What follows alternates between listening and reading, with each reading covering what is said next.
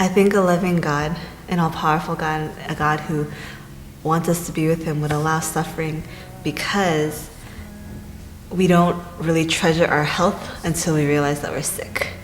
Or we don't really cherish our friends until we have a time when we're lonely. And at the same time, we don't know that we need a savior, or we don't know that we need a God until we realize that we're in dire need.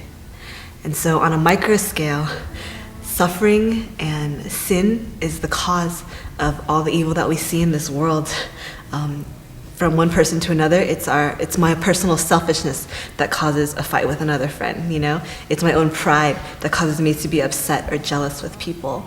It's sin within each of us that causes suffering within micro relationships.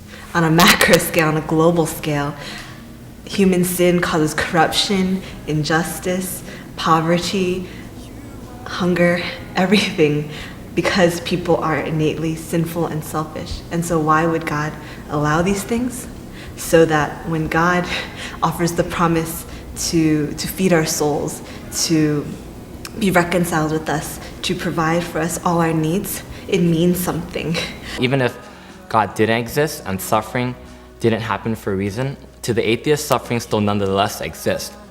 But even from a evolutionary mechanism of natural selection, nature thrives on destruction, the strong killing the weak, or of people getting hurt. And in all these are all perfectly natural. But I think no matter what answer I can give, like, I can't say that I know how God thinks. I can't say that I know his purpose for everything. But if I trust in the character of God, I know that he has a good purpose and he works everything for the good.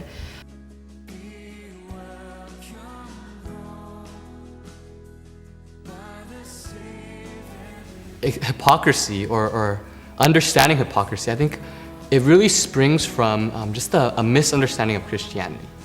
Honestly, openly, hypocrisy is in the church, and it's a problem. I think we really need to define hypocrisy, because that's where we get a lot of misunderstanding within Christianity and within the church. And when people look in, and they think of hypocrisy as one person says something and he acts another way. One person says, love your neighbor, and he doesn't love his neighbor. But what's interesting about the Bible and how it speaks about hypocrisy is it goes further than that. It goes one step further. Jesus, what he says to the Pharisees, he says this, woe to you Pharisees, you hypocrites. He uses the word, you hypocrites. And he gives the reason. He says, you clean the outside of the cup, but the inside of the cup it's full of vengeance and hate and self-indulgence. And so his hypocrisy, Jesus' definition, is that not only do you say something and do something else, but you can say it and do it, but in your heart, you might be doing something else. You could say a love other people and look like you're loving other people, but in your heart you love yourself. That's really where the problem lies. The church is not a museum for saints, but more like a hospital for sinners. The message, the heart of Christianity, it answers hypocrisy by saying, hey, I'm a sinner. I'm a sinner. I fail. I mess up. I sin. I fail. I fall short of God's glory. I break his law. And I need grace. And I need grace not only for God to forgive me, but I need grace so that I can change.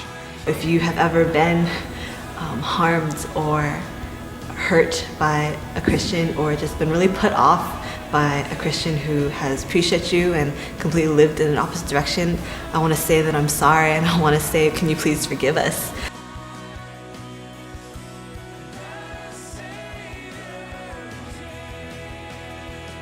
Every specific crime requires a specific punishment or a specific repayment.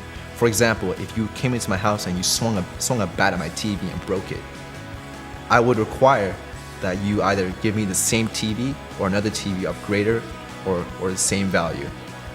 The more specific the crime, the more specific the punishment. So for example, let's say it was no longer a TV, let's say it was the Constitution of the United States. Let's say I had that and I just cut it up. You will never find another constitution. you will never find another original. In many ways, the only way that could be repaid is if there is an original of that again, but you will never find it. With sin and with Jesus, it's the same way. That sin is a very specific crime against a very specific God, and therefore it requires a very specific repayment. So again, I ask, how could Jesus not be the only way? God is too righteous of a God to be satisfied with our feeble attempts at being good, and He's too good of a God to let us just have some ambiguous picture of Him. He's too determined to bring His people back to Himself to let us just wander along and hope to come back to Him and hope to have a relationship with Him and hope to have heaven. He made it clear, and it's through Jesus Christ. And He took all the burden of that path on Himself. It's not one that we need to grasp and feel and wish, but it's one that He's provided for us as a gift, concretely, for sure, for reals. God would not unnecessarily send His Son to die for us if it wasn't necessary.